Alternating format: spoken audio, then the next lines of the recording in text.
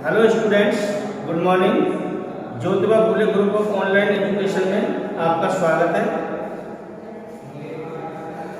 मैंने आपको पिछले लेक्चर में चैप्टर नंबर 3 मैट्रिक्स क्लास 12 का चैप्टर नंबर 3 मैट्रिक्स मैंने कंप्लीट करा दिया था, जिसकी मैंने 1 से लेकर 10 लेक्चर में कराया है। तो 10 वीडियो आपकी अवेलेबल है, उनको आप देख लो। नहीं पढ़ा है तो कोई दिक्कत नहीं है, थोड़ा सा उसका जानकारी लेना आप भी हो, क्योंकि अगला जो चैप्टर कराने जा रहा हूँ चैप्टर नंबर 2 वो उसी से रिलेटेड है। तो अगर उसकी थोड़ी सी भी बात मालूम है तो ये चैप्टर समझ में आता रहेगा। वैसे कोशिश ये रखेंगे कि इसमें कहीं कोई दिक्कत नहीं है। तो आज आपका क्लास 12 का chapter number class 12 subject mathematics का चैप्टर नंबर 4 स्टार्ट करने जा रहे हैं, सारणिक। ये भी बोर्ड एग्जाम में आपका 5 नंबर का आएगा। बहुत ही मोस्ट इंपोर्टेंट चैप्टर है, ठीक है ना। क्या होती है सारणिक, कैसे उसका मान ज्ञात करते हैं, ये सब कुछ आपको बारीकी से समझाएंगे, ठीक है ना, देखेंगे। तो आज स्टार्ट करते हैं क्लास 12 सब्जेक्ट मैथ्स, लिख रखा है। इसका चैप्टर नंबर 4 स्टार्ट कर रहे हैं, जिसका नाम है सारणिक। ठीक है ना, इंग्लिश में कहते हैं डिटरमिनेंट।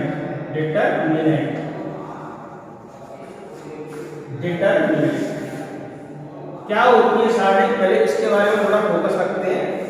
तो देखो, सिंपल वे में सारणिक एक ऐसा फलन है जो किसी वर्ग आव्यूह को, देखो वर्ग आव्यूह से सारणिक बनता है, ये ध्यान रखना।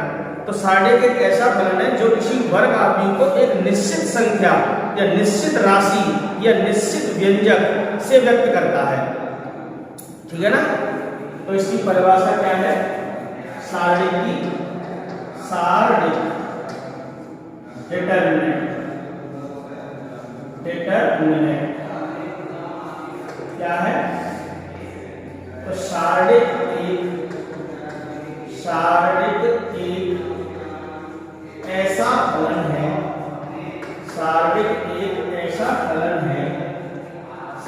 एक ऐसा फलन है, जो किसी वर्ग आव्यूह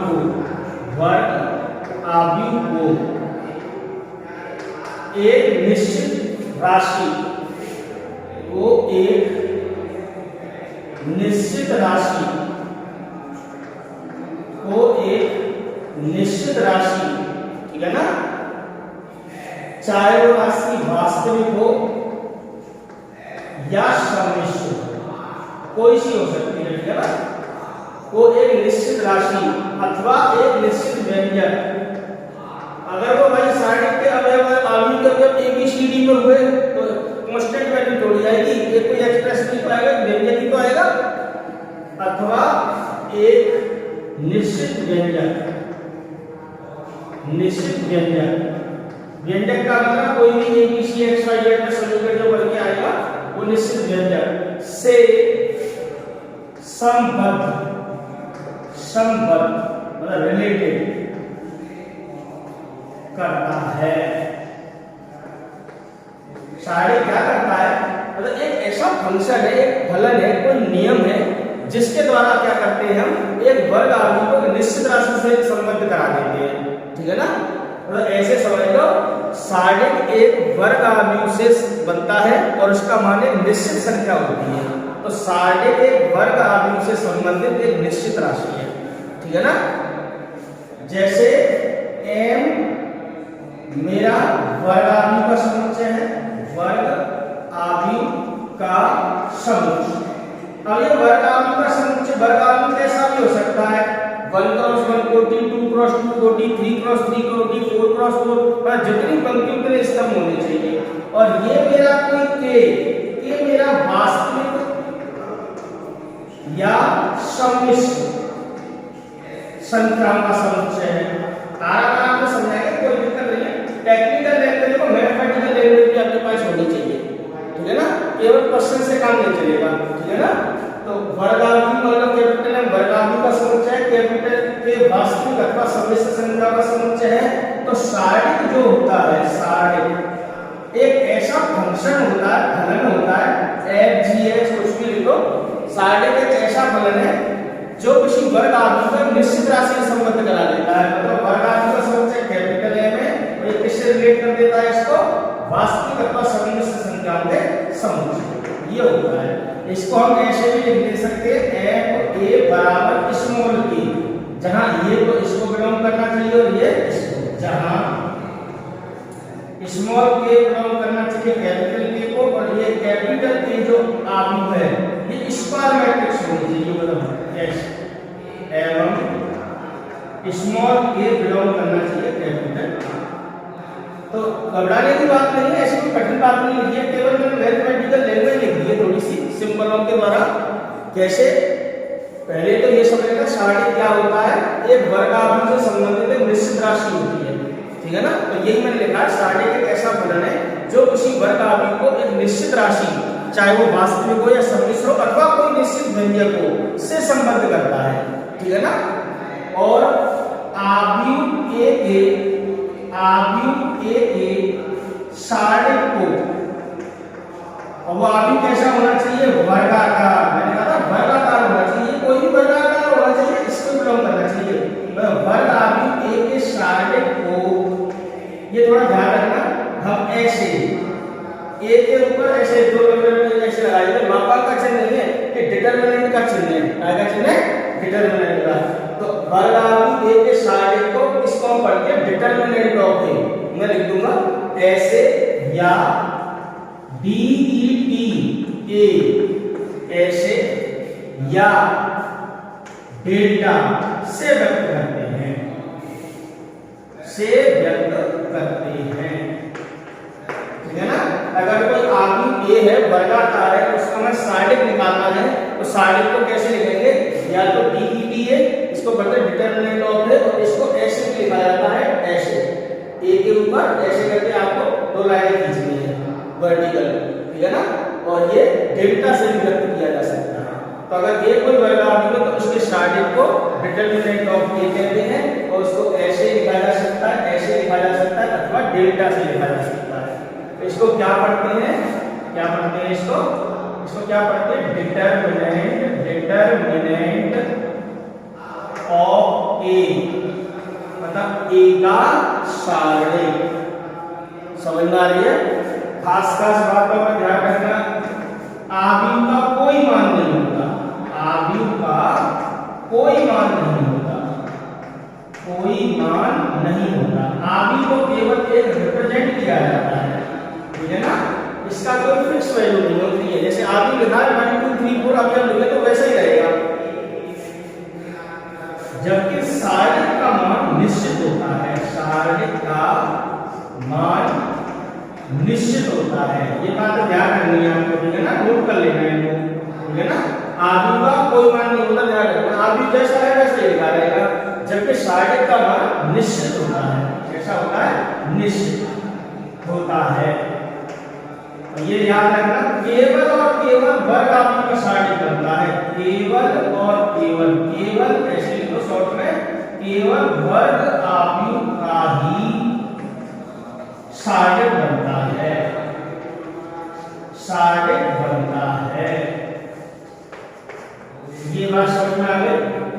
तो ये सारणिक के बारे में थोड़ा इंट्रोडक्शन था, अभी मैं आपको एक एग्जांपल, आपको बातें बताऊंगा, क्वेश्चंस कराऊंगा, आव्यूह से कैसे सारणिक बनेगा, क्या उसकी वैल्यू होगी, लिखा है ना एक निश्चित राशि है, वो निश्चित राशि कैसे प्राप्त करेंगे, ये सारी बातें आपको समझाएंगे, ठीक है ना। तो पहले में क्या लिखा था, केवल वर्ग आव्यूह का सारणिक बनता है, तो वर्ग आव्यूह क्या हो सकता है, 1 क्रॉस 1 का, 2 क्रॉस 2 का, 3 क्रॉस 3 का। तो अपने कोर्स में 1 क्रॉस 1 के वर्ग आव्यूह का सारणिक है, 2 क्रॉस 2 के वर्ग आव्यूह का है, 3 क्रॉस 3 का है, 4 क्रॉस 4 का भी और 5 क्रॉस 5 का इनका भी बनता है, लेकिन हायर एजुकेशन में मिलेगा आपको BSc MSc में, लेकिन यहाँ पर 3 क्रॉस 3 करते हैं। तो ये बातें समझ में आ गई हमारी, और ऐसी कोई कठिन बातें नहीं है, ठीक है ना। आप सिंपल वे में लिखाएंगे ये लाइन, ये न लिखेंगे तो कोई प्रॉब्लम नहीं है, ठीक है ना। रिप्रेजेंट कैसे करते हैं, आप ये सारणिक को ऐसे, ऐसे या डेल्टा से, क्लियर है। इसको एफ ए भी लिख लेते हैं, इसको मैं लिखना चाहता हूं एफ ए भी लिख देता, ठीक है ना। तो अब देखेंगे सारणिक कैसे बनेगा, क्या उसका अनुमान होगा, ठीक है ना।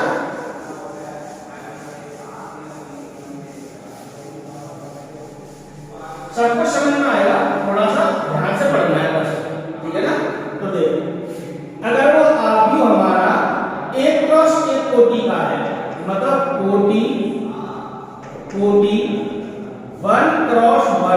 के वर्ग आव्यूह का साढ़े, ठीक है ना। कोटि 1 क्रॉस 1 के वर्ग आव्यूह का जो साढ़े बनता है उसका क्या मान होता है, का मान वर्ग आव्यूह के साढ़े का मान, ठीक है ना। तो हम इसको मान को कैसे लिख सकते हैं, प्रसार, मतलब कैसे खोलते हैं उसको, ठीक है ना। इसको प्रसार भी कहते हैं, विस्तार भी कहते हैं, ठीक है। इंग्लिश में कहते हैं एक्सपेंशन, ठीक है ना, एक्सपेंशन। अब जैसे मान लो कोटि 1 क्रॉस 1 का आव्यूह क्या होता है, एक ही अवयव होता है उसमें, जैसे aij है, ये कोई आव्यूह का चिन्ह लगा दिया और कोटि लिख दी 1 क्रॉस 1, इसका मतलब क्या हुआ, इसमें एक पंक्ति आएगी और एक ही, इसका मतलब एक ही तो एलिमेंट आएगा a11 ऐसे, ठीक है ना। अब इसका साढ़े क्या होगा, आव्यूह a का साढ़े, ठीक है ना, आव्यूह a का साढ़े। हम ऐसे इसके ऊपर दो डंडे लगाएंगे ऐसे, ये साढ़े का चिन्ह ध्यान रखना, दो वर्टिकल लाइन लगाएंगे, लंब ऐसे वर्टिकल का लंब परपेंडिकुलर लाइन। तो हम क्या करेंगे, आव्यूह का चिन्ह हटाएंगे और साढ़े का चिन्ह लगाएंगे a1। और ध्यान रखना, अगर कोई साढ़े के अंदर केवल एक ही एलिमेंट है तो उसका मान जैसा है वैसा ही आएगा, प्लस का है तो प्लस का आएगा और माइनस का है तो माइनस का आएगा। ये मापांक का चिन्ह समझ लेना, जैसे मॉड्यूलस है इसका मान प्लस का आएगा, प्लस का भी आ सकता है, माइनस का भी, जीरो कुछ भी राशि प्राप्त हो सकती है, तो इसका मान यही रहेगा a11, ठीक है ना। जैसे दो एग्जाम्पल देता हूँ छोटे छोटे, जैसे a बराबर आपके पास लिख दिया किसी ने 2 और इसके साढ़े का मान निकाला आपने, ठीक है ना, तो 2 का साढ़े 2 आएगा। अगर किसी ने आव्यूह a बराबर लिख दिया ऐसे a की अवयव -3, तो अब इसका जो साढ़े निकालोगे -3 का साढ़े -3 आएगा, तो प्लस का है तो प्लस आएगा, माइनस का है तो माइनस आएगा। आप ये गलती मत कर देना कि इसको मापांक का चिन्ह समझ के प्लस है तो प्लस, माइनस है उसको प्लस में बदल दो, नहीं, ठीक है ना। तो कोटि 1 क्रॉस 1 के साढ़े कैसे निकाला जाता है, जो एक अवयव आता है वही उसका रिजल्ट होता है, प्लस का हो या प्लस का हो तो प्लस का, माइनस का हो तो माइनस का। तो ये बात पहली बात समझ में आ गई, कोटि 1 क्रॉस 1 के वर्ग आव्यूह के साढ़े का मान कैसे निकालते हैं। अब आते हैं कोटि 2 क्रॉस 2 पर, ठीक है ना, 2 क्रॉस 2, ठीक है ना। मतलब अगर कोई वर्ग आव्यूह ऐसा हो उसका क्रम 2 क्रॉस 2 हो, क्या हो, 2 क्रॉस 2। ध्यान से समझना, सब इंपॉर्टेंट बातें चल रही है, इन्हीं से क्वेश्चन होंगे, ठीक है ना। तो कोटि 2 क्रॉस 2 के साढ़े का मान कैसे निकालोगे, तो भाई पहले इस आव्यूह को 2 क्रॉस 2 का है तो इसमें कितनी पंक्ति आएंगी, 2 पंक्ति आएंगी और 2 ही स्तंभ आएंगे, मतलब ऐसे खुलेगा ये तो हमने पिछली क्लास में पढ़ा है, a11 a12 a21 a22, ये पहली पंक्ति है, दूसरी पंक्ति है, पहला स्तंभ है, दूसरा, ये पंक्ति का निशान होता है, स्तंभ का पहली पंक्ति, पहला स्तंभ, पहली पंक्ति, दूसरा स्तंभ, दूसरी पंक्ति, पहला स्तंभ, दूसरी पंक्ति, दूसरा स्तंभ। ये तो सब हमारे कोई भी मैट्रिक्स होगी वर्गाकार जिसका क्रम क्या है, 2 क्रॉस 2। अब हमें निकालना है इसका साढ़े, तो आव्यूह a का साढ़े, आव्यूह a का साढ़े, ठीक है ना, आव्यूह a का साढ़े। इसको कैसे लिखोगे, ऐसे, या आप लिख सकते हो डेल्टा से, या आप लिख सकते हो DET से, या आप लिख सकते हो FA से, कोई फर्क नहीं पड़ता, ठीक है ना। ज्यादातर केस में ऐसे लिखते हैं या डेल्टा से लिख देते हैं। अगर कोई आव्यूह नहीं रखा हो, डायरेक्ट साढ़े दे रखा हो तो डेल्टा बना के लिखेंगे, ऐसे लिखते हैं, ठीक है ना। अगर किसी किताब में आपको ऐसे ऐसे ऐसे किसी ने लिखा है तो कंफ्यूज मत होना, ठीक है ना, ये मैं हटा देता हूं, ठीक है ना। चलो आव्यूह होता है तो साढ़े बना हुआ तो उसको ऐसे लिखोगे, तो क्या करेंगे, आव्यूह का चिन्ह हटाएंगे और साढ़े का चिन्ह लगाएंगे, ठीक। तो क्या करेंगे, ये चिन्ह हट जाएगा, साढ़े का चिन्ह हट जाएगा, इसके अंदर a11 a12 a21 a2। देखिए कोटि 1 क्रॉस 1 के साढ़े का मान तो मैंने क्या बताया था, जो अवयव था एक वही उसका मान था, चाहे वो अवयव प्लस का हो या माइनस का। लेकिन कोटि 2 क्रॉस 2 के वर्ग आव्यूह के साढ़े का मान हम कैसे नहीं ज्ञात करते, जो अवयव 4 अवयव आ गए, इसका मान क्या होगा, कैसे निकालेंगे। तो तो इसमें क्या करते हैं, थोड़ा ध्यान रखना, ये जो विकर्ण होता है इसका ऊपर का गुणा तो नीचे करते हैं, ऐसे ऊपर का गुणा नीचे, माइनस का चिन्ह लगाते हैं, नीचे का गुणा करते हैं ऊपर, ठीक है ना। तो विकर्णों के अवयवों का गुणा कर देते हैं, मुख्य विकर्ण का अवयव पहले करेंगे फिर इसका करेंगे। तो a11 का गुणा तो a22 से, माइनस a21 का गुणा a12 से, समझ में आ रहा है। ऊपर का गुणा नीचे, माइनस नीचे का गुणा ऊपर, तो क्या आएगा a11 a22 minus a21 a12, ये हो जाता है इसका ऊपर का गुणा नीचे, माइनस नीचे का गुणा ऊपर। समझ में आ गई जो मुझे लगता है। अच्छे से एग्जाम्पल लें, आपकी समझ में आए, एक नहीं दो एग्जाम्पल लेते हैं, एक एक करके आपकी समझ में आएगा। जैसे किसी ने निकाला, किसी ने कोई आदमी लिख दिया 2 3 4 5 या कुछ भी 7 लिख दिया ऐसे। अब हमें इसका सारे का मान निकालना है, डिटरमिनेंट ऑफ ए। ये आव्यूह है, ये आव्यूह ए का सारे है, ये क्या निकाला हमने, आव्यूह ए का सारे। अब मैंने आव्यूह कैसा लिया 2 क्रॉस 2, तो जो टॉपिक चल रहा है उसकी बात करेंगे। 2 क्रॉस 2 के बाद आव्यूह सारे के मान को निकालना है, तो क्या करेंगे आप, आव्यूह ए का चिन्ह हटाएंगे, सारे का चिन्ह लगाएंगे। और कभी भी हिंदी लिखने की जरूरत नहीं पड़ती, अगर ये कोई मैट्रिक्स है, ये कोई वर्ग आव्यूह है, तो उसके सारे को डायरेक्ट लिख देते हैं, ठीक है ना। तो क्या करेंगे, आव्यूह का चिन्ह हटाएंगे, सारे का चिन्ह लगाएंगे। क्लियर हो गई ये बात, 2 3 4 7 क्लियर है। आव्यूह का चिन्ह हटा के अब जैसा मैंने बताया था कैसे निकालेंगे इसका मान, ऊपर का गुणा नीचे, माइनस नीचे का गुणा ऊपर। तो 2 का गुणा तो होगा 7 से, माइनस 4 का गुणा इसका गुणा इससे, माइनस इसका गुणा इससे, 4 का गुणा हो जाएगा 3 से, 7 दूनी 14, 4 दिया 12, 14 में से 12 में 2, ये आ गया डिटरमिनेंट ऑफ। तो देखो आव्यूह का तो कोई मान नहीं होता, उसमें साइड का मान तो निश्चित राशि आती है, तो कुछ भी हो सकती है, प्लस की माइनस की कैसे, समझ में आ रही है। तो ए के साइड का मान निकल गया, ठीक है ना। अब ये चीज समझ में आ रही है आपने, डालूंगे। अगर दूसरा एग्जाम्पल लो,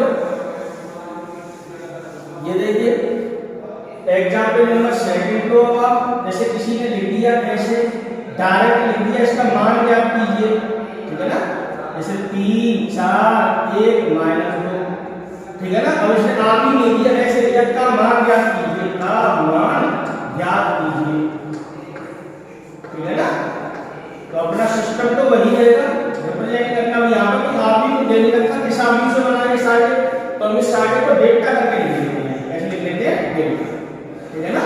जैसे इसका मान ज्ञात कीजिए, बोलो पता नहीं कौन सा किसी कोई आव्यूह होगा 3 4 1 -2 उसी से तो बना होगा, लेकिन वो आव्यूह ए बी सी डी कुछ भी हो सकता है, तो हम इस सारे को डायरेक्ट कैसे कर लेते हैं, डेल्टा से, ठीक है ना। अब इसकी एलिमेंट को 3 4 1 -2, जैसा कि मैंने बताया ऊपर का गुणा नीचे, 3 दूनी 6, क्योंकि काय का आएगा माइनस का, ठीक है ना, माइनस का 6, माइनस 1 का गुणा 4 से क्या आएगा 4, क्या आएगी वैल्यू माइनस, ठीक है ना। समझ में आ रहा है, और बढ़िया। अब देखिए तो तीसरी बात, जैसे वो लोग कहते हैं अगर x यहां समझना 2, यहां समझना यहां से y यहां से 3 बराबर 0 हो तो x अनुपात y ज्ञात कीजिए। ऐसे सवाल में ये प्रोग्राम मिलते हैं, एक सारे का मान 0 के बराबर दे दिया और कह दिया हो तो x अनुपात y ज्ञात कीजिए, ठीक है ना। तो अलग अलग टाइप के सवाल मिलते हैं, पेपर में कंफ्यूज नहीं होना है, केवल सारे का मान ज्ञात करना है आपको। 2 क्रॉस 2 के सारे का मान कैसे ज्ञात करना है, ऊपर का गुणा नीचे, माइनस नीचे का गुणा, ठीक है ना। तो सॉल्यूशन में क्या करेंगे आप, देखें जैसे क्या दे रखा है, गिवन कंडीशन को डेल्टा के बराबर पाने की जरूरत नहीं है, क्योंकि सारे का मान किसके बराबर दे रखा है उसने 0 के, तो आपको कुछ नहीं मानना है, केवल सवाल को बताना है क्या है x2 y3, तो किसके बराबर है 0 के। अब इसका मान कैसे निकलेगा, वही ऊपर का गुणा नीचे, माइनस नीचे का गुणा ऊपर, इसका गुणा इससे, माइनस इसका गुणा इससे, x का गुणा 3 से करोगे तो 3x माइनस वाई का गुणा 2 से करोगे तो 2y बराबर हो जाएगा 0। इसलिए क्या बन जाए x रेशियो y, x अनुपात y, मतलब x बटे y लाना है तो माइनस 2y को इधर भेजा प्लस 2y हो गया, y को इधर भेज दो, इसको इधर भेज दो, तो x बटे y बराबर क्या हो जाएगा 2 बटे 3। अरे इस तरीके से ये y को इधर ट्रांसफर कर दिया, 3 को इधर, तो यहाँ से x बटे y बराबर क्या आ गया 2 बटे 3। अतः अनुपात में लिखोगे तो x अनुपात y बराबर कितना आएगा 2 अनुपात 3। समझ में आ रहा है?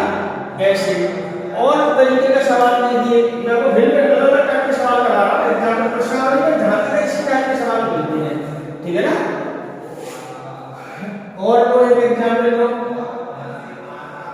एग्जाम्पल नंबर 2, ठीक है ना। k का मान ज्ञात कीजिए, k का मान ज्ञात कीजिए, ऐसे लिख दिया उसने। अलग अलग टाइप के सवाल दे सकता है।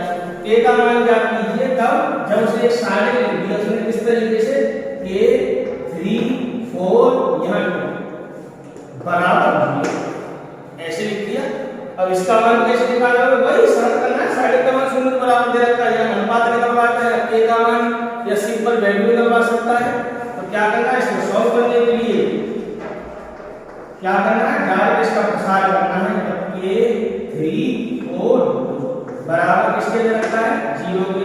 नियम हमारा वही, ऊपर का गुणा नीचे माइनस नीचे का गुणा, मतलब इसका गुणा इससे करेंगे माइनस इसका गुणा इससे। k का गुणा 2 से करोगे क्या आएगा 2k, 4 का गुणा 3 से करोगे क्या आएगा 12 बराबर 0। बस इसको सिंपलीफाई कर दीजिए तो 2 के बराबर कितना आएगा 12, 2 से यहाँ पर कितनी बार कट जाएगा 6 बार, तो k बराबर क्या आएगा 6। समझ में आ गया होगा। तो दो संख्याओं का अनुपात निकल सकता है, कोई एक अननोन राशि एक अज्ञात राशि निकालवा सकता है, केवल साइड का प्रसार करवा सकता है, दो साइडों को बराबर देके कोई ना कोई समीकरण बनवा सकता है। तो ये तो डिफरेंट टाइप के क्वेश्चन आते रहेंगे। मेन फोकस क्या था, कोटि 2 क्रॉस 2 के वर्गाकार को साइड का मान आप कैसे निकालेंगे, ठीक है ना। तो केवल प्रसार कर देते हैं, प्रसार कैसे करते हैं आपने समझ लिया, ऊपर का गुणा नीचे माइनस नीचे का गुणा, क्लियर। अब इसका जो मोस्ट इंपोर्टेंट टॉपिक है ना वो है कोटि 3 क्रॉस 3, ठीक है ना, कि सारे का मान कैसे निकालना है, ये बड़ी बात है, ठीक है ना। अब इसको समझेंगे, इसी पर इस टॉपिक को प्रश्नावली पर और भी इसमें बातें आएंगी वो भी पढ़ाएंगे। तो लेकिन मोस्ट इंपोर्टेंट बात है कोटि 3 क्रॉस 3 के वर्ग आव्यूह के सारे का मान कैसे निकालें, ठीक है ना। तो ये अपना अलग काम है।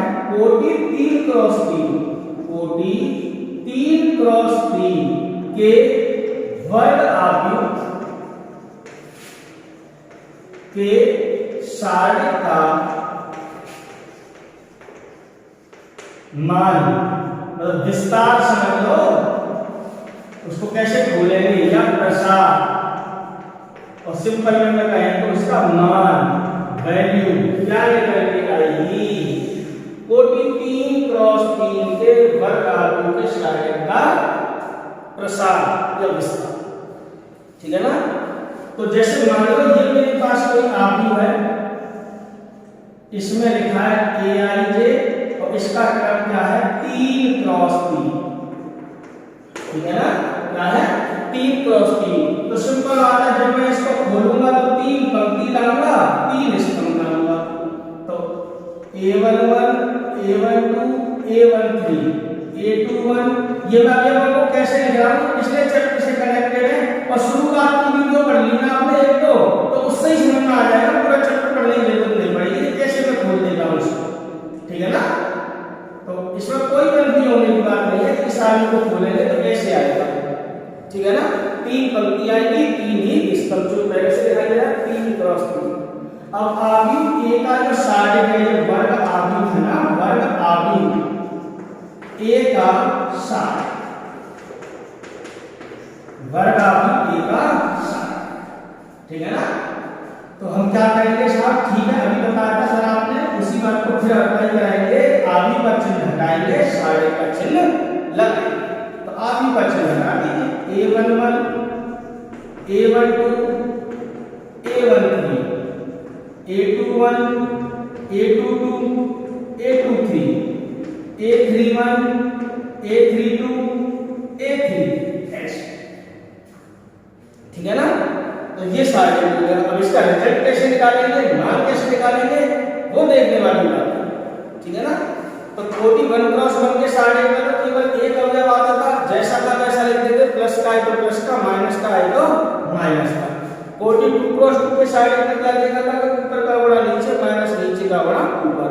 लेकिन ये तो कोटि 3 क्रॉस 3 का सारे है। अब इसका मान कैसे निकालें, इसका मान कैसे ज्ञात करते हो, पूरे नियम है, प्रोसेस है, उसको समझना है, ठीक है ना।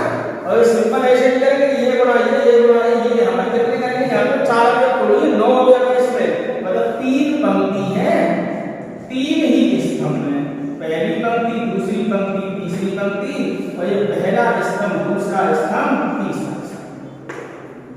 तो अब सिंपल वे में समझना क्या करते हैं इसमें, इसका मान डायरेक्ट नहीं निकाला जा सकता। हम क्या करते हैं, 3 क्रॉस 3 का जो शारीरिक होता है उसका मान निकालने के लिए हम कोई सी पंक्ति अथवा कोई सा स्तंभ के सापेक्ष उसका विस्तार करते हैं। क्या कह रहा हूं, इसमें 3 पंक्ति है, 3 स्तंभ है, किसी भी पंक्ति अथवा किसी भी स्तंभ के सापेक्ष उसका विस्तार करते हैं। चाहे पहली पंक्ति के सापेक्ष कर लो, या दूसरी के, या तीसरी के, पहले स्तंभ के, दूसरे स्तंभ के, या तीसरे स्तंभ के। तो एक तरीके से ये भी ध्यान रखना कि 3 क्रॉस 3 का कोई शारीरिक है तो उसका मान 6 प्रकार से ज्ञात किया जा सकता है। कितने प्रकार से, 6 प्रकार से। लेकिन हमने क्या पढ़ा था, शारीरिक का मान निश्चित होता है। ऐसा मत समझना कि साहब इसके सापेक्ष खोला तो अलग मान आया, इसके सापेक्ष खोला तो अलग मान।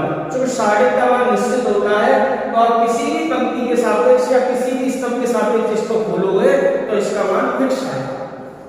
कहोगे सर ये बात समझ में नहीं आ रही, किस प्रकार इसको खोलेंगे, तो वही मैं समझाने जा रहा हूं। तो कोई सी पंक्ति ले लेंगे और कोई सा स्तंभ, उसके सापेक्ष खोलेंगे, ठीक है ना। जैसे हमने R1 के सापेक्ष विस्तार किया, R1 के सापेक्ष विस्तार करने का, R1 के सापेक्ष विस्तार करने पर, मतलब इस शारीरिक का मान R1 के सापेक्ष निकालना हूं, पहली पंक्ति के सापेक्ष, ठीक है ना। विस्तार कह लो, प्रसार कह लो, एक ही बात है।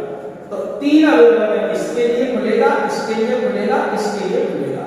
अब इसके चिन्हों का सिस्टम याद रखते हैं इसमें, ठीक है ना।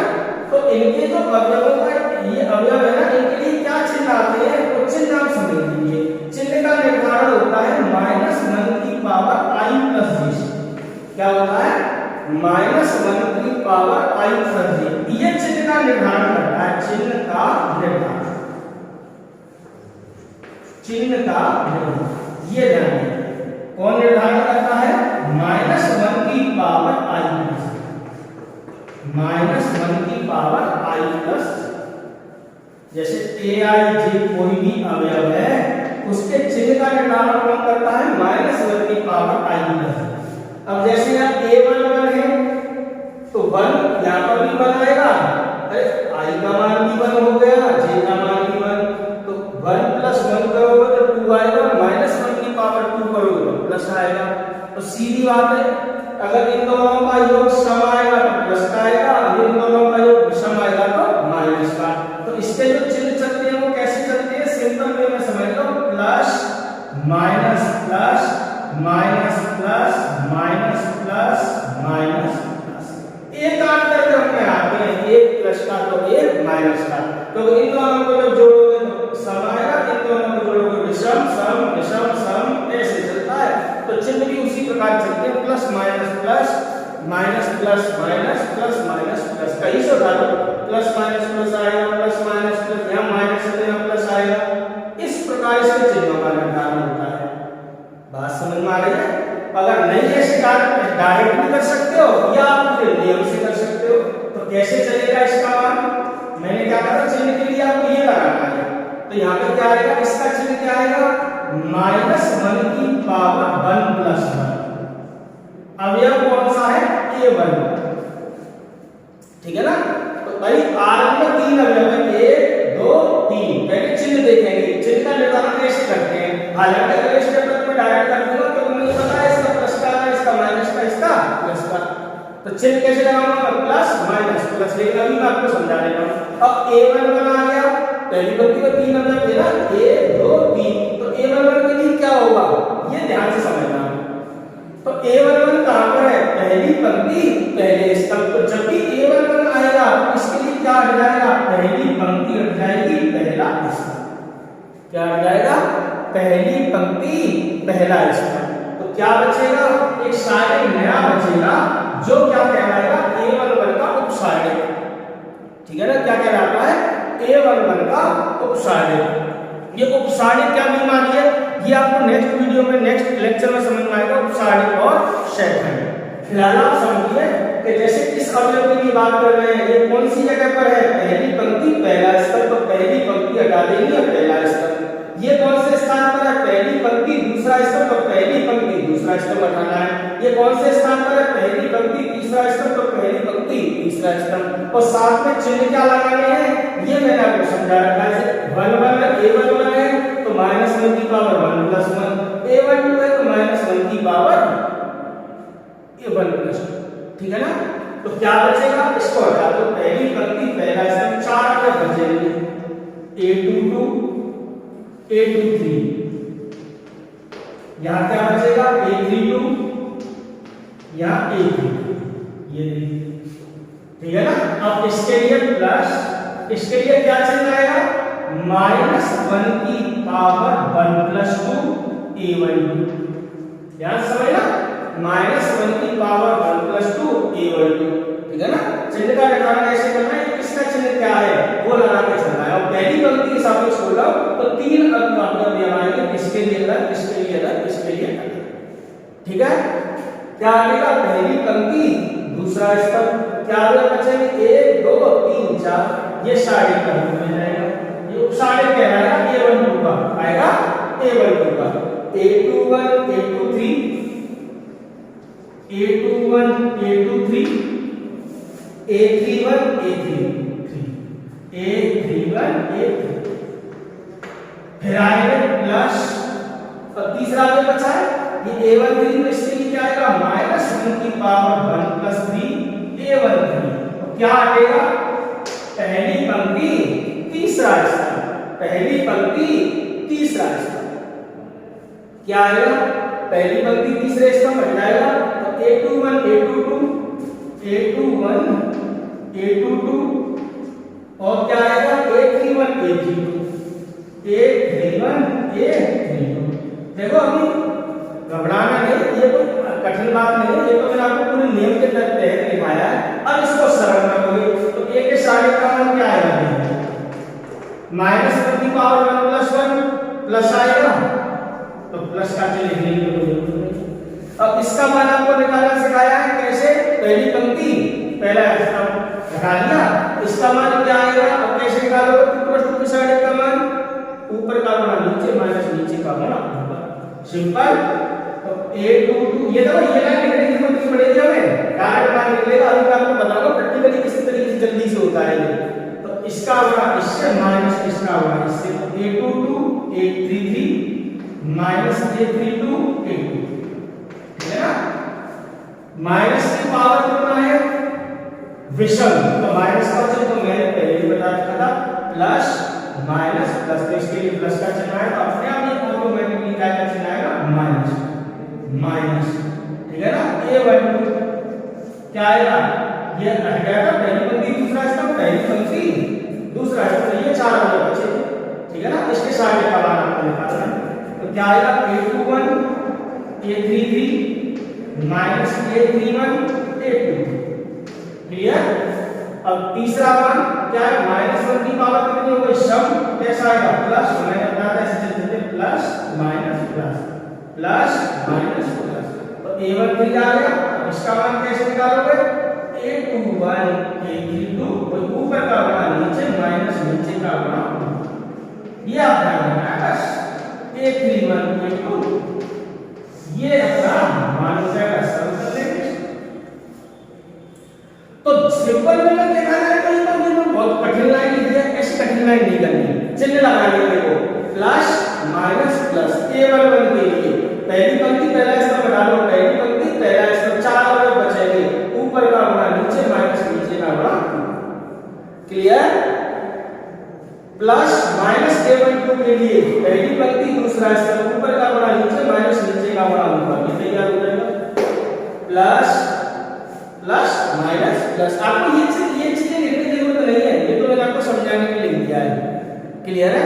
अब क्या होगा, माइनस 1 की पावर 1 प्लस 3 तो सब ही आएगा, प्लस ही का चिन्ह आएगा। पहली पंक्ति तीसरा स्तंभ उठाओ, पहली पंक्ति तीसरा तो 4 अंक बचेंगे, इसका माइनस से माइनस इसका बड़ा तो बड़ी जल्दी निकलता है। अब मैं आपको प्रैक्टिकली देखो करके बताऊं इसमें कैसे करना, देखिए चिन्हों का ध्यान रखना, जितना मुझे काम करने की जरूरत नहीं पड़ेगी, ये तो मैं समझाने के लिए बताया था। इसका मान निकालना है, ठीक है ना? तो मैं डायरेक्ट करूंगा r1 के सापेक्ष विस्तार करने पर, r1 के सापेक्ष विस्तार करने पर, विस्तार करने पर ये लिखना जरूरी होता है। तो अगर सर हमने नहीं लिखा तो जिस पंक्ति के सापेक्ष बोल रहे हैं उसको लिखने में कोई दिक्कत भी नहीं है, ठीक है ना? तो अगर आप नहीं लिखोगे तो वो कैसे समझेगा सामने वाला एग्जामिनर कि आपने किसके सापेक्ष इसको बोला है? तो पहली पंक्ति के सापेक्ष बोला है। चिन्हों का निर्धारण मैंने आपको बता रखा था, प्लस माइनस प्लस कैसे चलना है, इनको जोड़ के देखो, सब letter plus plus minus plus, तो बस क्या आएगा a11 प्लस। अब ये काम करें, पहली पंक्ति पहला इसको बता दो, पहली पंक्ति पहला इसको 4 अंक बचेंगे, इसको सरल करके लिखो, इसके इस सारे को सरल करके लिखो, इसका गुणा इससे माइनस इसका गुणा इससे, तो क्या आएगा a22 a33 minus a32 a2। ये देखो वही लाइन आ रही है, जल्दी से आएगी, ठीक है ना?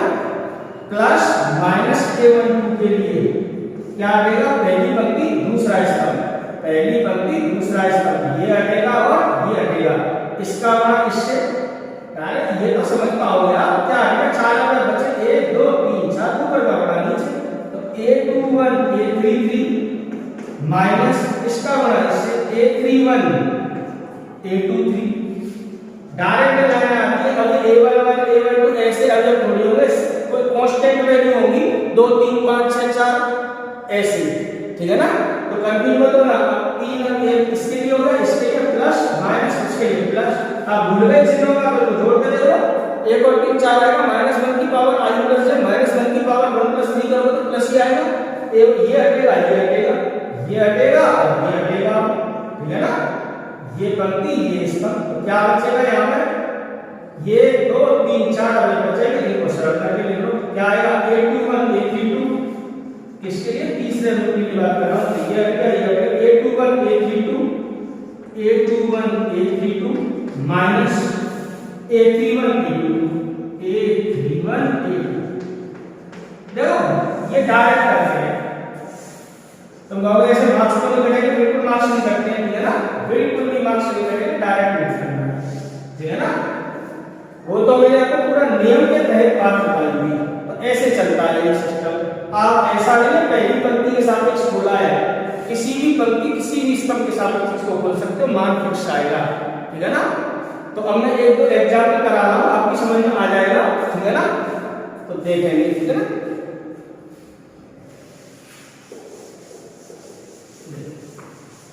टॉपिक क्या चल रहा है अपना, कोटि 3 क्रॉस 3 के साइड का विस्तार। शॉर्ट में लिख लो, कोटि 3 क्रॉस 3 के वर्ग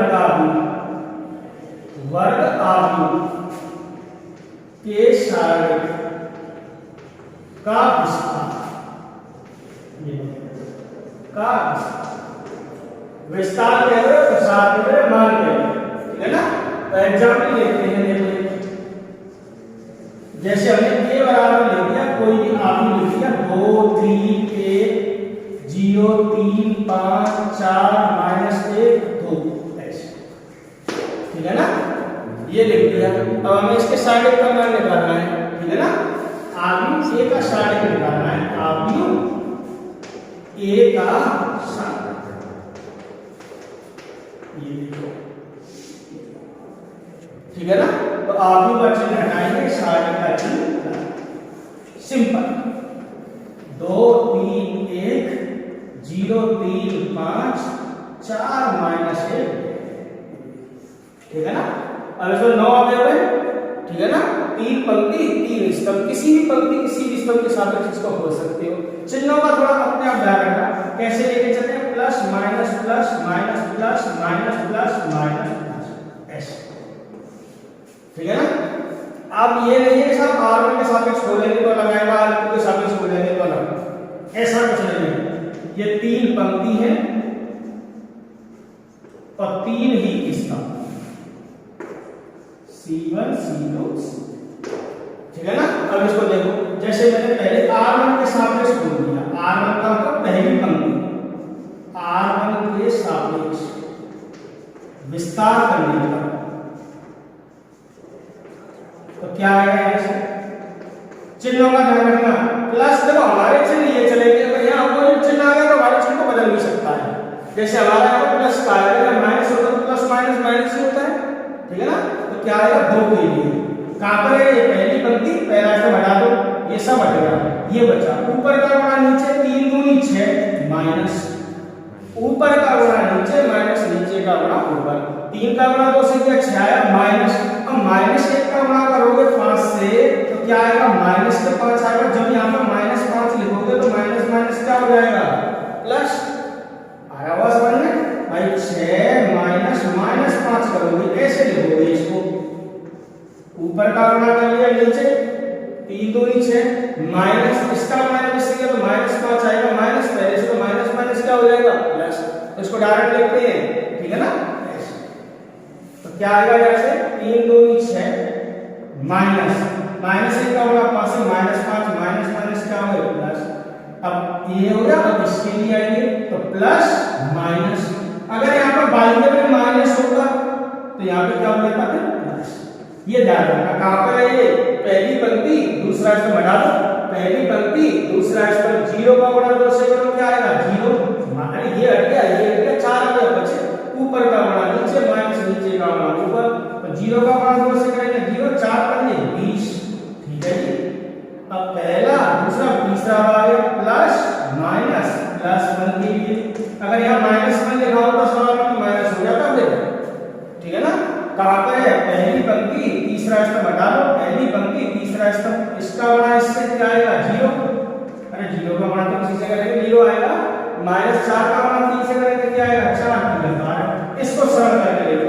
तो अभी मैंने जो आपको थ्योरेटिकल बात बताई थी बहुत लंबी थी, ये तो देखो कितना शॉर्टकट हो गया, तो कैलकुलेशन तो इजी आती है। 6 और 5 11, 11 दूनी 22, सरल करा दो। माइनस 3 का होगा माइनस 20 दिया 60 हो गई, और माइनस के बाद 1 का गुणा करोगे, 22 में से 12 आएंगे 10 और 60 कितने आएंगे 70, ये इसका आंसर। सारे का मान निश्चित होता है, ये आपको कन्फर्म बता रखा है। अब देखिए जैसे R1 के सापेक्ष खोला, अगर आपने इसको C1 के सापेक्ष खोला होता तो क्या इसका मान 70 नहीं आता, बिल्कुल 70 ही आता, क्योंकि सारे का मान निश्चित होता है। अब मैंने आपको अभी तो मैंने R1 के सापेक्ष खोल के बता दिया इसको, अगर आपने C1 के सापेक्ष खोला तो किसी के सापेक्ष खोल सकते हो, 6 प्रकार से याद कर सकते हो। तो देखो C1 के सापेक्ष क्या आएगा, चिन्हों का ध्यान रखना, प्लस माइनस प्लस, ठीक है ना। तो 2 के लिए क्या होगा, वही सारे का मान निकलेगा 2 के लिए, क्या क्या आएगा पहली पंक्ति पहला स्तंभ, इसका गुणा इससे 3 दूनी 6 माइनस, इसका गुणा इससे माइनस के 5 प्लस के 5 हो जाएंगे, प्लस माइनस 0 के लिए। अब देखो 0 के लिए तुम कुछ भी करो, क्योंकि 0 का गुणा होगा 0 पे ये हटेगा ये हटेगा, ये गुणा ये माइनस ये गुणा ये, लेकिन चूंकि 0 का जब गुणा होगा तो उसको फायदा क्या कैलकुलेट करने का, 0 ही आएगा, तो लिखने की जरूरत नहीं है। प्लस माइनस प्लस 4 के लिए लास्ट आपके पास क्या होगा, ये पंक्ति कहां पर है 4, तीसरी पंक्ति पहला स्तंभ, तो जहां पर होता है सब कुछ हट जाता है, तीसरी पंक्ति पहला स्तंभ 1 2 3 4, ये अब इसका बड़ा इससे 3 पंजे कितने हो गए 15 माइनस, समझ रहे हो, तीसरी पंक्ति पहला स्तंभ कहां पर है ये तीसरी पंक्ति में पहले से हटा दिया, ये अब बचे तो 3 पंजे 15 माइनस 3 का गुणा है कितना आएगा, सरल करो 6 और 5 11 दूनी 22, इसको सरल करने की जरूरत नहीं है, 15 के 3 में 12 12 चौके 48, सरल करो 8 और 2 10 4 और 2 6 और 1 7, देखा। तो सारे का मान ज्ञात करने के लिए किसी भी पंक्ति अथवा किसी स्तंभ के सापेक्ष इसको खोला जा सकता है। चिन्हों का ध्यान रखना, सारे का मान निश्चित आता है। तो मैंने आज आपको क्या क्या करा दिया, कोटि 1x1 के साइड का मान कैसे निकालते हैं, 2x2 और 3x3, और यही अपने सिलेबस में है। इसके अलावा 4x4 और 5x5 नहीं है। तो ये तो होगा इनके विस्तार। कल आपको प्रश्नावली 4.1 कराएंगे, उसके कुछ क्वेश्चंस कराएंगे, फिर इसमें एक टॉपिक और पढ़ाएंगे, सारणिक और शैखर। तो आज की क्लास मुझे लगता है आपकी समझ में आई होगी। नेक्स्ट क्लास में मिलते हैं, आज के लिए इतना ही। Thank you.